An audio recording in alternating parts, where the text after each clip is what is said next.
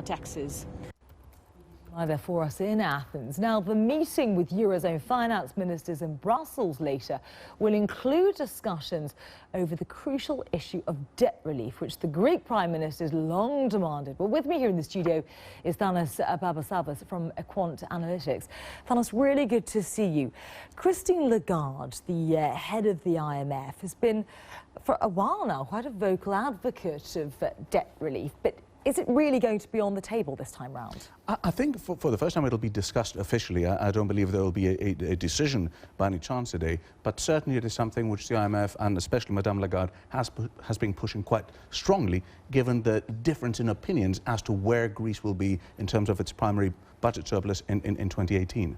But what is the likelihood of Angela Merkel and the Germans ever acceding to that demand? Well, it's two very key points. Number one, Angela Merkel, because of the other issues, difficulties internally with the refugee crisis, the latest developments in Turkey, the AfD is going to be finding it very difficult to make those steps. At the same time, I believe that the EU policymakers will probably realize that it's only under this current left-wing government that such measures could be passed with relatively contained social unrest. It would be practically impossible for these measures to be passed by the slightly more right-wing parties. I want to pick you up on that because, of course, we were just showing those pictures of riot police responding to petrol bombs being thrown by anti-austerity protesters over the weekend.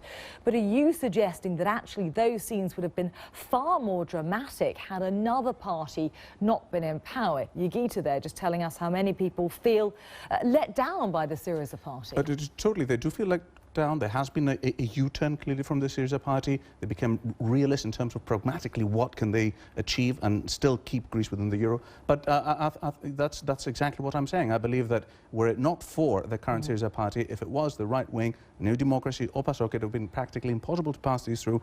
And what we see outside in terms of those pictures would be far worse. So the bill was passed. We think debt relief might be on the discussion table today.